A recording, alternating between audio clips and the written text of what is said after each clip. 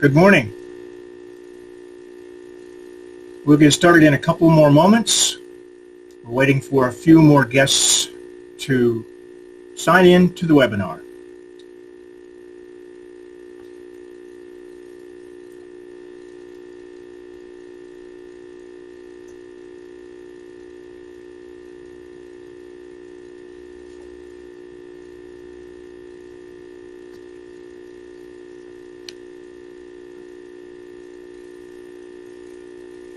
We have another beautiful day here in Seattle.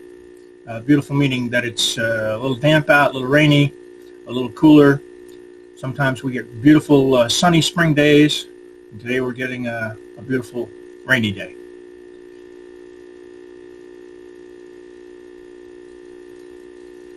Thank you so much for joining our webinar today.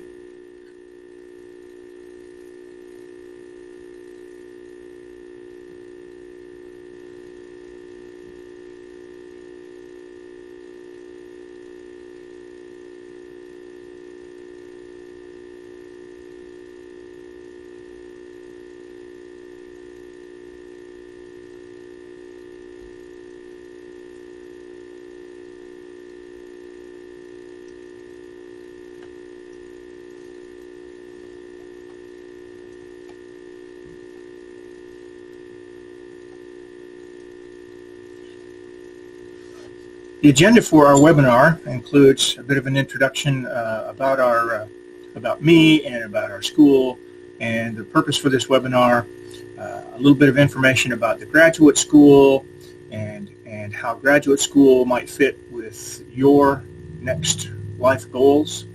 A lot of information about SPU's programs, in particular the Master of Science in Data Analytics program, and an exploration of some next steps that you might choose to take in response to the information you obtained this morning. Well, it's morning here in Seattle for me. So a little bit about me. I'm Gary Carnes, the Associate Dean for Graduate Programs in the School of Business, Government, and Economics. Apologize for my allergies. You may hear me sneeze somewhere along the way. I appreciate your patience and tolerance on that. The spring is beautiful around here with the flowers, but it comes with the pollen. I've been at SPU now almost 40 years and have been in the Associate Dean's role for about 25 years. And happily, I also get to teach in the MBA program and one course in communication that crosses our degree platforms. So I have taught undergrad and grad, mostly in marketing.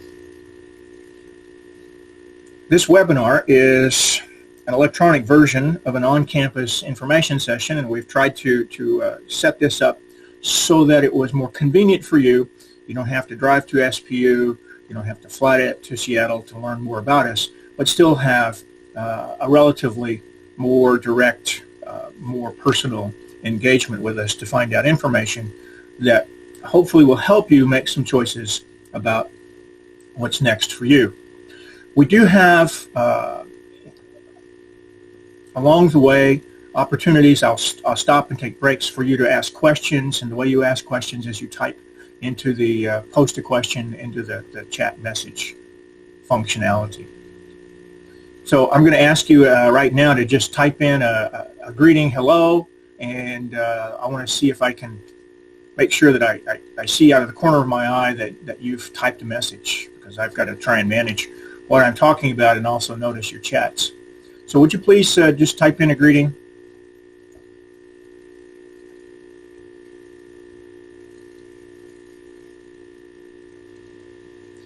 Hello, Johan. Thank you for joining us.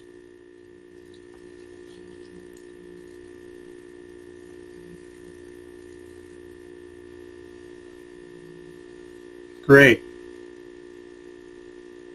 I know that it's working. Let's cruise on into the actual information. So I don't know you, but if you're like many students who are considering going to graduate school, you've got your undergraduate degree, and you may have started working, and you're trying to decide, how do I navigate getting ahead in my field? How do I move up in my field? How do I obtain a position that's got more responsibility, a larger sphere of influence? And quite often, we think in terms of a master's degree being the boost that you would need to a position of increased responsibility and influence. Of course, work will get you there as well. A master's degree often is seen as being worth 2 to 5 years worth of work experience. So you can press the boost button on your career by doing a master's degree in most instances. So this morning we're talking about our data analytics program. So you may already be in the field or maybe contemplating entry into the data analytics field. So just a quick word of reminder, you probably already are familiar with the facts that the job outlook for data analysts is extremely favorable. Employers just can't find enough applicants for the jobs that they have. Data analytics is touching every aspect of business, every aspect of organization, from nonprofit to for-profit to government to advocacy organizations. This is having a tremendous amount of influence on decision-making in organizations. And because it's in such demand and because these skills are advanced, the pay is quite a bit above average. Well, in order to become a data analyst, data scientist is another term for a more advanced data analyst person. You need skills in statistical analysis and the particular computing programs that are used to handle this massive mountain of data and find patterns in it usually is Python or R. And then to represent the patterns, we typically use Tableau.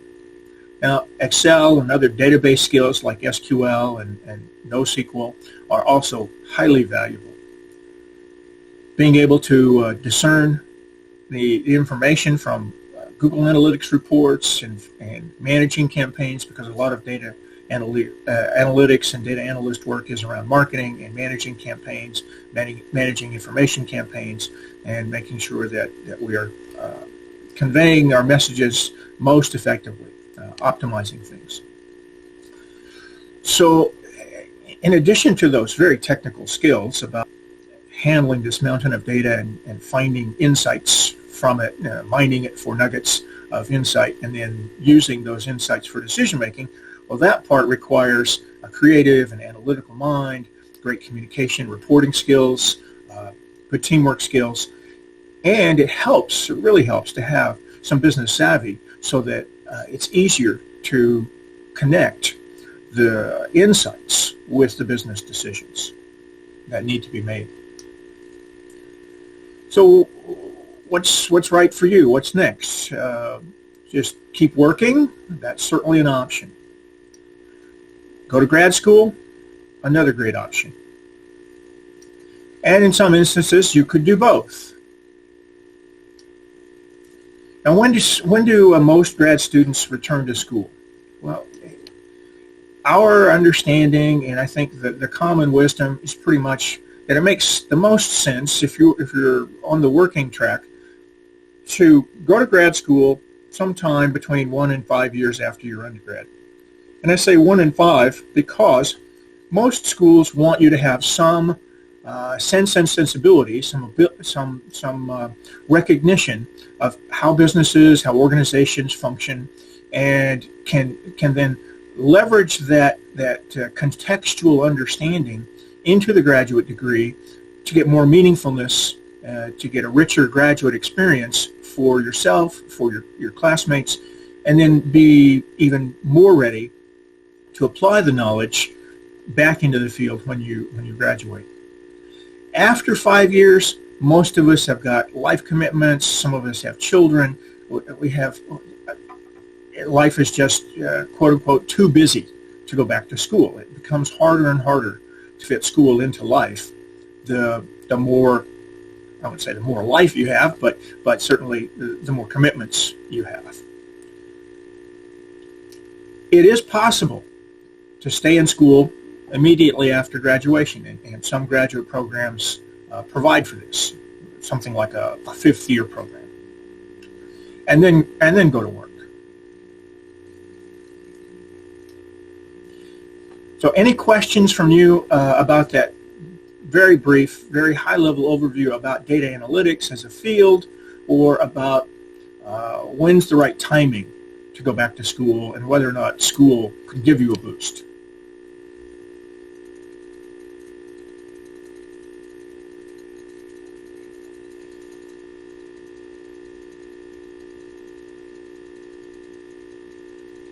Just checking the chat board, and I don't see any questions posted.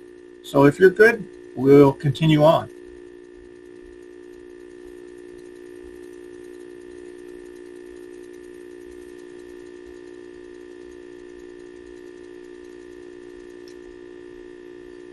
I want to tell you a little bit about Seattle Pacific University in case you're not yet familiar. It's a beautiful campus in the heart of Seattle. We have a wonderful residential feel, great ambiance to the campus, friendly people. It's a Christian faith-based university, and we're committed to engaging the culture, changing the world. We want to graduate people who know things, who are persons of good character. And because they know things and are persons of good moral character, they choose the path of wisdom and using that knowledge to serve the greater good. The university was founded in 1891, so we're just over 125 years old. We're located in Seattle, north of downtown Seattle, about 3 miles. Total enrollment is approximately 4,000 students, a little over. Most of that is undergraduate, about 1,000 graduate students, and those graduate students represent education, psychology, nursing, health science, business information systems, counseling, clinical psychology, industrial psychology as well. So why would you choose SPU, the larger university? What's really great about SPU? Well, we're packaging that up and helping people comprehend the university's commitments around the centrality of the Christian faith to our mission and our understanding of life, and the role of learning to serve life and to serve those around us in the common good. So there is a strong grounding in the Christian faith for the university. Certainly excellence in academics and great programs. We are a best national university in our Carnegie classification, which is a Research 3 classification. And we have the great advantage of being right in the heart of Seattle, a tremendous hub of technology, of innovation, of social enterprise. We have a really high concentration of data analytics jobs and data scientists within 5-10 miles of our campus, for example. So here's a little bit more about the School of Business, Government, and Economics. This is our building, a summertime shot, as you can see. We just had the cherry blossoms just blooming outside my office last week. It was just beautiful. Our mission is to promote human flourishing through business.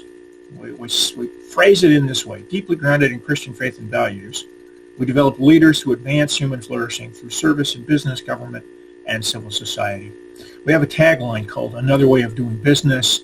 We use that. We use taglines similar to that to express that we want to make life better by doing business better. Why choose us? Well, along with the SPU commitment to strong academics, to academic excellence, we too are focused on quality of student learning and excellent programs. We are AACSB accredited.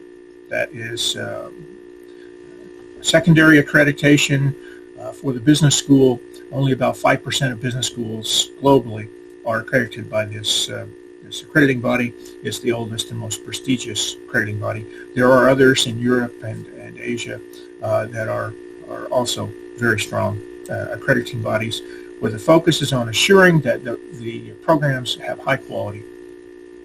So we have a great reputation for quality, and we do our best to have a great balance of theory and practice. We probably even tip towards being real world and applied, but we don't ignore theory. As you might expect, ethics is core to our identity.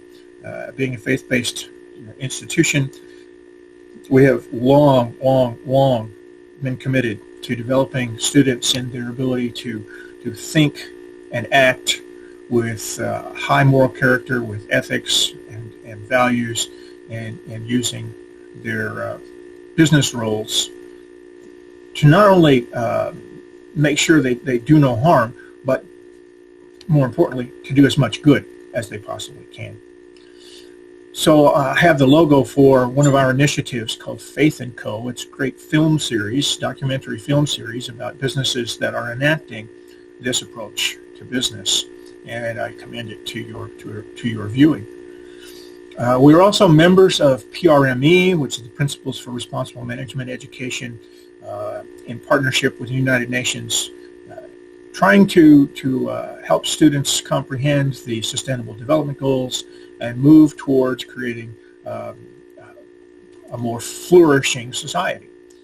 Human flourishing is not strictly limited to those of Christian faith or any faith, but the notion is we want people and planet to live well.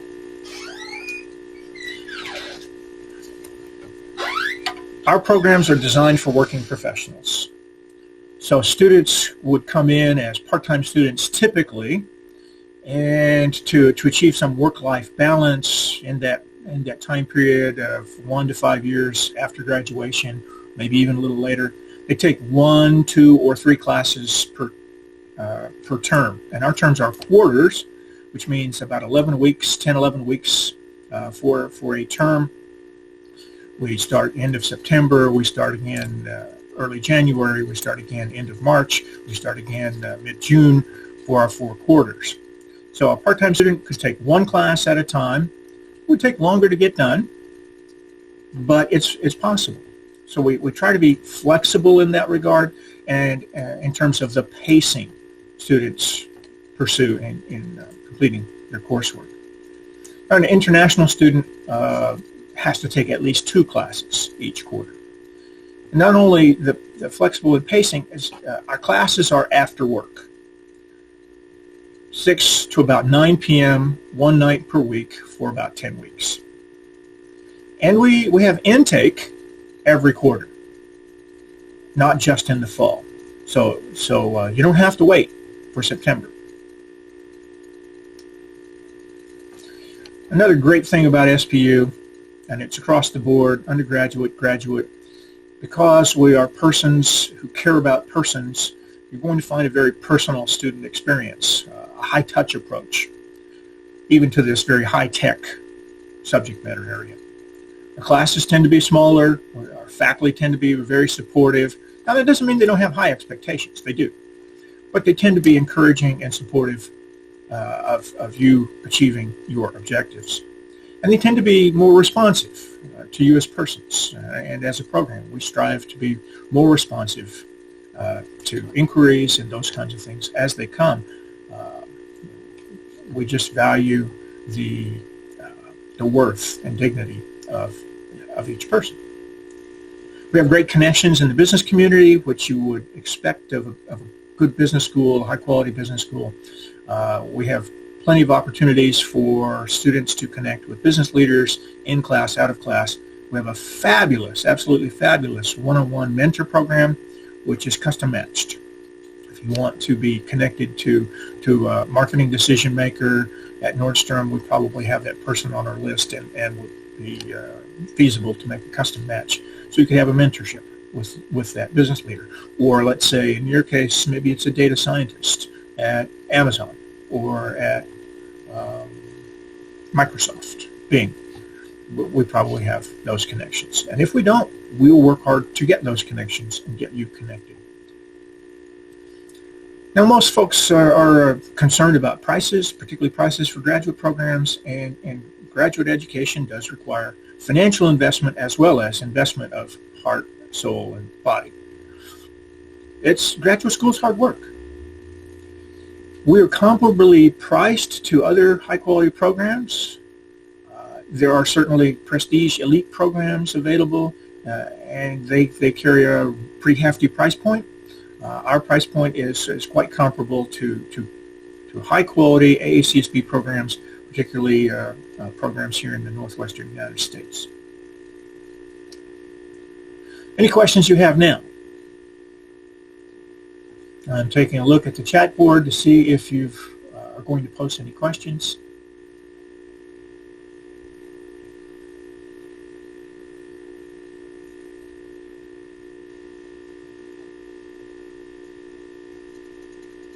So just confirm that the information is making sense so far.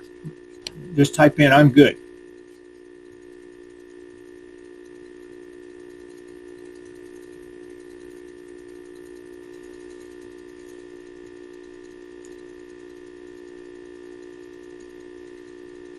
Yeah, and I'm happy to answer your question. The data analytics program has been offered for some time now as an elective track in our Master of Science in Information Systems program. It also has existed in the Master of Arts in Management program, and more on that in a moment. And we do have some graduates in it. We have lots of graduates from the Information Systems and the MBA programs, and we have even a number of undergraduate alumni who have found their way into this field when it was just beginning. So we have a lot of connections in this field, great connections.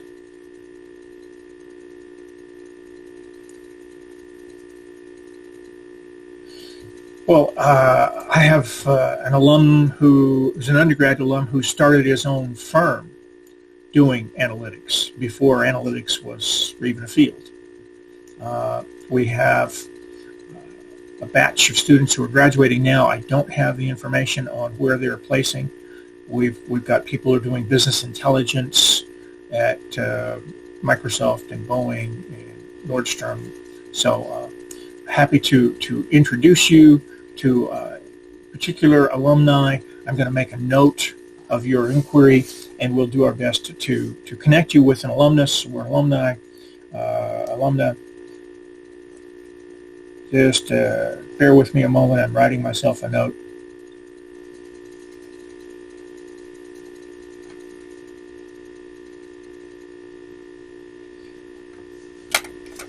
We are happy, and our alumni are happy to engage with students who are considering our programs to help you make the best decision for yourself about what to do next. So let's talk a moment about those particular programs. We are focusing this morning on the MS in data analytics. Note that it's an MS, a Master of Science, which also carries with it the notion that it is a STEM program. Science, technology, engineering, and math. We have other programs, and in other webinars we talk about our Master of Arts in Management with an emphasis in human resources. We talk about our MS in Information Systems. We talk about our MBA, and uniquely, as you might suspect, we have a very unique combination offering between the MBA and our School of Theology. We offer a dual degree in theology and business. Not very common. So let's focus on the data analytics. Even though data analytics is a track in the Information Systems program and in the MBA program, we're going to focus on the new MS in data analytics. We had it as a track, and it has become popular and so important that we've elevated it into its own degree platform. I'm going to go back. You note that I've tried to array these programs in terms of their emphasis. The data analytics program is a functional specialist-oriented program, a specialist master's degree, And it's typically early career as opposed to an MBA, which is typically more mid-career and certainly is cross-functional. So the learning goals attached to our MS in data analytics. You will be readied for increased responsibility. You'll be ready to provide values-based leadership to data analytics and beyond data analytics. We know that your sphere of influence will start with a smaller team and then will grow and grow and grow. You will understand our point of view about human flourishing, our Christian faith-based view of business, using business to contribute to improving human flourishing. Well, in this case, one of the particularities is that you will have to deal with ethical issues regarding data and drawing insights from data and leveraging those insights to influence people through data. And yes, that does include data privacy issues. Of course, you will develop in-depth knowledge and skills in data analytics and how to use those knowledge and skills in business settings to make business decisions. So you're going to cover the data management, the knowledge management, the statistical programming so that you can discern patterns in data, how to mine data, numerical data, narrative data, content mining, as well as quantitative data mining, and how to represent data, how to represent insights through data visualization. And you'll get experience in dealing with some tools that refer to big data. It's all about big data, but this is even bigger big data, and using tools in the cloud, such as Azure, provided by Microsoft, or AWS, provided by Microsoft. By Amazon, sorry. And of course, you will use this knowledge to make better business decisions. From the smallest business decisions, whether should I use this ad on Facebook or that ad, because which one does better based on the analytics, or much larger strategic business decisions, where should we take our business to provide better products and services for customers. So along the way, you will put to practice and hone your problem-solving skills, your quantitative analysis skills, your communication skills, writing and presenting, your teamwork skills. You will demonstrate professionalism and grow in professionalism, and you will grow in your readiness to interact and engage constructively with persons who are different than yourself. We have a wide variety of cultures represented even in the program. And if you work at Amazon or Microsoft, you're going to engage with persons from around the globe. So being ready to engage constructively with persons who are different than you is also important. So right now, I want to lay out for you how the curriculum works. The MS in Data Analytics is 48 credits. Each course is 3 credits. So it's 16 courses. These are quarter credits, so you have to adjust your thinking. It's like at least a 36 semester credit program, 30 to 36 semester credit program. It's a 45 to 48 credit quarter program, quarter credits. So background. Because marketing analytics are so important, and because a lot of the data analytics decisions are about marketing issues, we think that you should have some background familiarity with the fundamentals and principles of marketing. Because statistics are so important and doing the programming to discern the insights from the data, we think that statistics are really important background. And because this is information processing and dealing with information technologies, we think that information systems, principles and strategies for information systems, important background. There are 2 ethics courses, business ethics and Christian values, faith in the marketplace, to really set things up for using the knowledge and skills, and then for looking back at the knowledge and skills as you grow them later in the program through an ethical mindset. On the behavioral and leadership skills side, we're going to have a leadership class and a managerial communication course. Then the particularities of the specialized knowledge, we have database management, knowledge management, 2 courses in statistical programming tools, a data mining course, a data visualization course, a big data and cloud-based tools course. Those are required. You have the option to take one or the other of an information system security, data security, information security course, or even a related security course.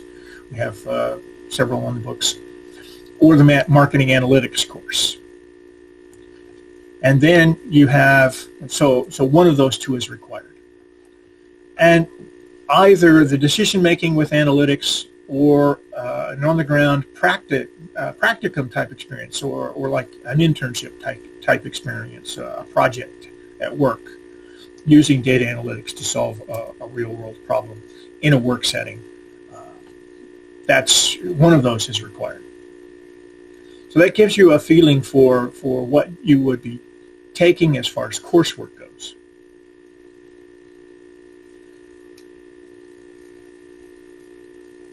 International students may take an internship, and that's partly why we have the consulting practicum in the curriculum.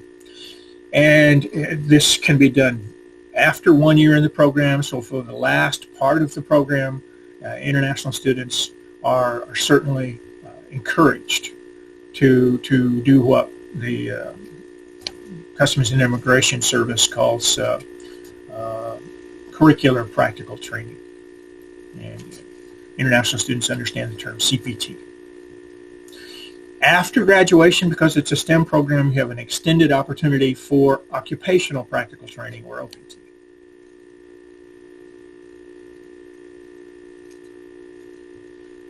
Now, how long does it take to complete the program? Well, as I hinted earlier, this is a working professional, flexible pacing program. So a lot depends on whether you've satisfied the foundations courses and mostly on the pace that you take classes.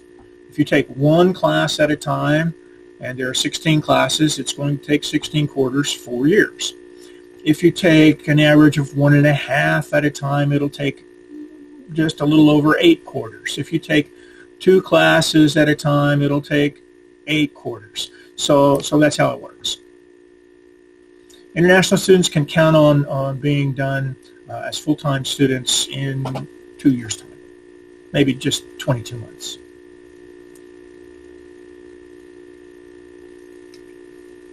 Well, how much does it cost? Well, current tuition is $890 per credit, or just under $2,700 US per course. So the total for 45 credits is just about $40,000, and for 48 credits is almost $43,000. So that's on par with what graduate programs even at public schools cost, particularly in an area in business. Because we're a private school, we don't have a differential for in-state or out-of-state, or for U.S. or non-U.S. students. We have one price. There are some modest one-time fees to become a student, to graduate, certainly to apply for the program, to handle processing costs. And books and living and all those kinds of things are extra. When can you start? From our website and from this slide, you can see that we have intake 4 times a year for domestic students and 3 times a year for international students. International means you're attending on an F1 visa. If you want to start next September, you must apply before August 1st. If you wanted to start next January, you must apply by November 1st. International applicants, if you want to start by September, you should apply by 1 June for the fall. And the fall will start near the end of September. So let me see if you have any questions about any of that information.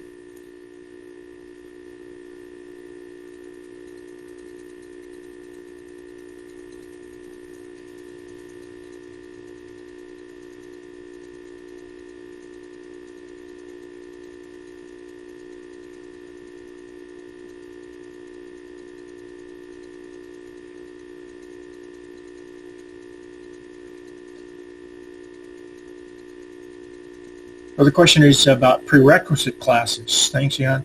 The three foundation classes, the marketing class, the statistics class, the information systems classes, are what we call prerequisites. If you completed those classes as undergraduates with a good grade, then we can consider not requiring you to take that content. You would have satisfied that content expectation. There is a minimum, however, of 45 credits that must be completed. So there are only 16 classes. 3 of them are background classes. So someone coming in from say, an English major, undergraduate, or history major, or a communication or psychology undergraduate. If they didn't complete one of those courses, they have to do all 3 of those. Even if you have satisfied those 3 background or as you might call prerequisite courses, and then you have to take an additional elective, at least 15 courses. So you would if you completed all 3, you would have to take 2 additional electives in order to reach the 45 credit minimum. Now, the other thing here is that we work with students as best we can to discern whether or not that background material has been satisfied. And we look at transcripts line by line to see where things stand. And one of the reasons we list those prerequisites and part of our moral commitment, our faith-based identity, is to be as transparent as possible.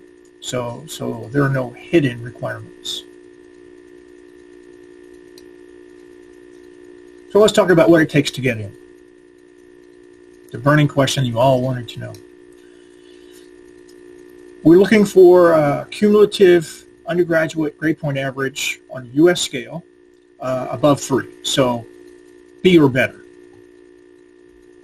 We're looking for GRE scores above 295, and we do have some expectations for the subscores, the verbal and the quantitative. But I didn't want to complicate the slide too much. Information is posted on the website. We normally expect all of our grad students to have at least 1 year full-time professional experience after earning a bachelor's degree. So post-baccalaureate work experience. Again, going back to the notion that our grad programs serve working professionals who want to be with other working professionals who want a more applied, oriented learning experience. Having persons with no work background, no familiarity with work contexts, diminishes our ability to have an application-oriented learning experience, an applied experience. The exceptional undergraduate, say an exceptional accounting student with a really high GPA and a great GRE score, are eligible for admission, even though they are looking at this as maybe their fifth year in school, connected immediately after their bachelor's degree. So 4+1. And not just accounting. Any BA with a 3.5 GPA and a 295 plus GRE score would be eligible for admission even if they don't have prior experience. Our belief is that somebody who's really a strong student will be able to engage constructively around these subjects with peers who have work experience and be able to fit in. We do read the personal statements, and we do look to see if there is a strong alignment with the learning objectives that are put forth for the program, that someone who wants to be in data analytics is committed to pursuing that path with clarity. We're looking for someone who is willing to work hard with the learning community. We're looking for someone who's certainly willing, intrigued, excited to learn with us, and particularly with our moral commitments. We don't want any surprises for anybody. We don't want students to be surprised about who we are, and we don't want to be surprised about who our students are. Now, that said, we work with students who are persons of Christian faith, persons of Buddhist faith, persons of Islamic faith, persons with no faith. The challenge here is just to make sure that no one is surprised about who we are, and to have an assurance that when we talk about using business to promote human flourishing, doing business, doing data analytics ethically, that there is a commitment to doing so. Students who are not from the United States, UK, a couple of other countries that are listed on the website are expected to submit TOEFL scores or IELTS scores.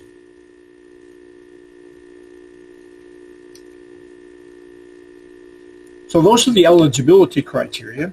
So in order to proceed and actually apply, you have to complete the online application and pay an application fee. You have to submit your resume. Even if you don't have work experience, we want a resume. But if you've got work experience, we certainly want to see that and recognize the substantial positions that you've held. We need official transcripts directly from the universities that you've attended, particularly the one that granted the bachelor's degree. We need GRE scores. If you already have a GMAT score, we will accept it, but we prefer GRE scores for our Masters of Science programs. So for the data analytics, we're looking for GRE scores. If you are a super academic achiever, really high GPA, we will grant an exemption from the GRE. If you have tremendous work experience, managerial experience, lots of responsibility, we'll grant an exemption from the GRE, or a combination of high GPA and substantial work experience. Or if you've already earned a master's degree, we'll grant a GRE exemption. Now, most of people around the world think about applying for graduate school and think about writing a personal statement, and you may have a generic personal statement already prepared to submit to graduate schools. In our case, we do not want just a generic personal statement, biography type of submission. There are 3 specific essay questions embedded in the online application, and we want answers to those 3 specific embedded essay questions. If you are hoping to attend SPU on an F1 visa, then you have to submit the TOEFL scores, or if you're an ESL student, you have to submit TOEFL scores, and F1 visa students have to complete a financial support form. The U.S. government requires that you demonstrate ability, economic ability, financial ability to support yourself in the United States, so that you won't become a dependent of the United States. If your transcript is not from a U.S. school, the university not only requires an official transcript, it also requires a transcript evaluation. And there are services which provide these transcript evaluations. And say you have a 3-year degree from India. Send the official transcripts to a transcript evaluation service, and they will make the determination of whether or not that's equivalent to a 4-year U.S. bachelor's degree. And if so, then we're all good to go.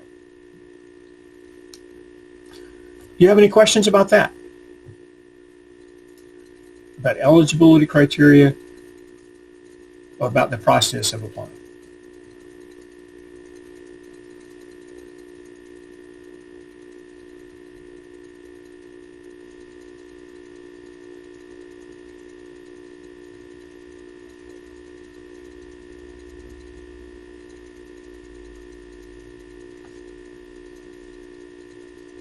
I'm not seeing any questions, so in the interest of time, I'll move ahead. Oh, there is a question popping up. Thank you so much. Rebecca, welcome. If you have a high enough GPA and don't have to do the GRE, the GRE score is not an element that we consider in the admission decision if you have an exemption from the GRE.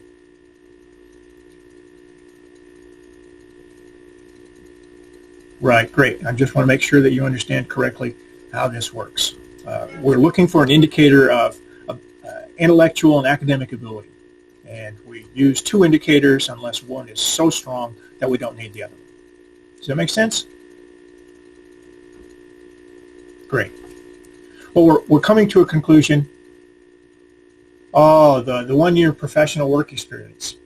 Again, we want the work experience so that students are ready to contextualize the learning into workplaces. And we have found that it's much less difficult to perform that contextualization of knowledge if someone already has experience in the workplace. Yeah, in some classes, let's say the communication, the leadership class, the marketing class, you'll be commingled with students who have years of experience in information systems or in business, because we have students from each degree taking those common courses.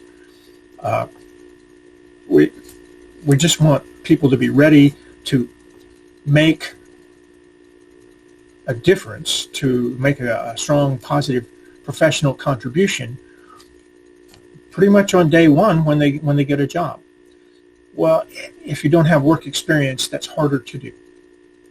Someone who is a really strong student, a really strong person, who's got a lot on the ball, as we say, that person would be eligible to complete this degree and predictably could fit into a workplace pretty well even on day one, even though they don't have a lot of professional work experience after the bachelor's degree.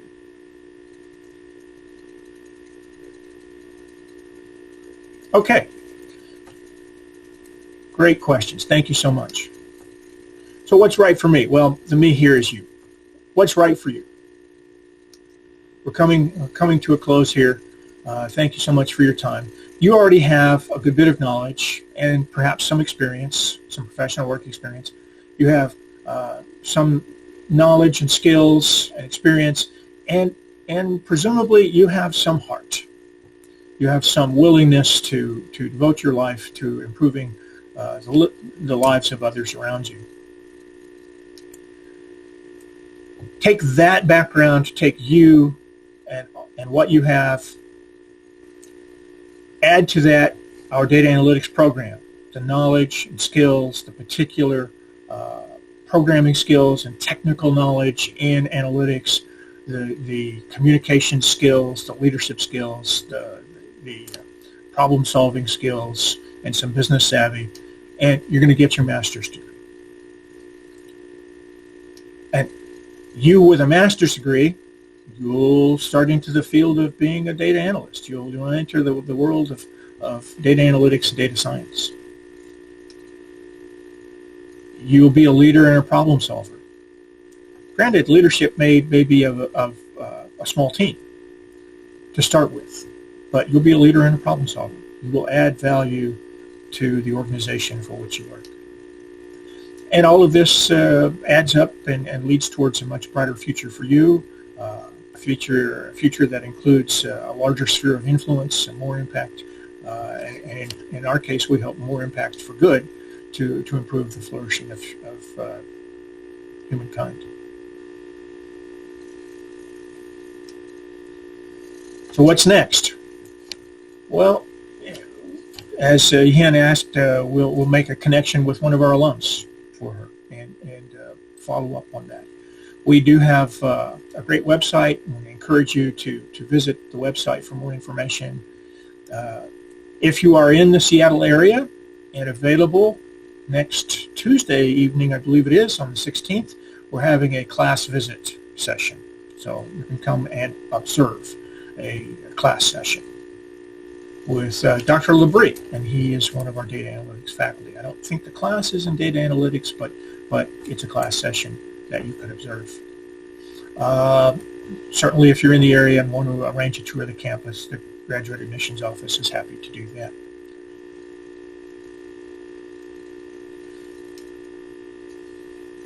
You can follow up directly with Dr. Miller or with myself. We work together to administer the graduate programs here in the school. And if you're really ready and you want to jump right in, then click on the Apply Now button on the website and get that application started.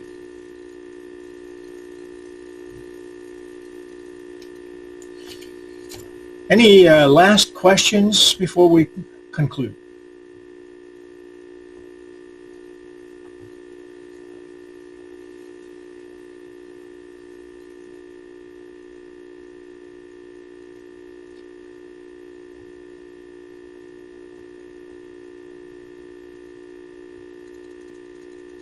Well, the particular question, Johan, we're happy to try and arrange a class visit on another evening if another evening is available to you, or certainly we will follow up with you about arranging a face-to-face meeting with either Dr. Miller or myself to continue assisting you in exploring whether this is a good fit for you. Rebecca, since you are really handy on campus, you can drop by and connect with us here in McKenna Hall at your convenience. Classes that I recommend taking, well, depending on what major you're pursuing, you may have already completed an introduction to statistics class, so that one would make sense. If you're a business student, a business minor, then certainly you will complete the Marketing and Society course. So you'll be a little bit ahead of the game. If you're a business major, accounting major, you will have completed the Information Systems Management course. So you'll be ahead of the game on that. So accounting degree, you will have covered pretty much all of these. So that's not bad. So then you would backfill with some electives to achieve the 45 credits.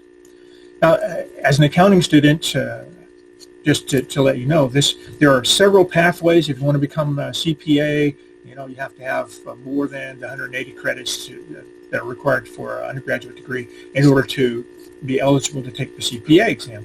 And there are multiple pathways to get those additional credits.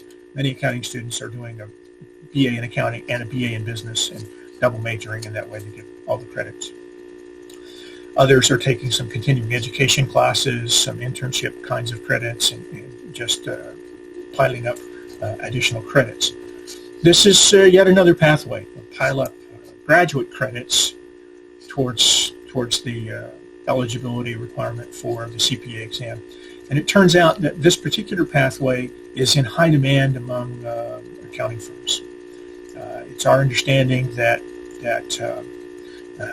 having the bachelor's in accountancy and then having a master's in data analytics would serve you quite well among the CPA firms.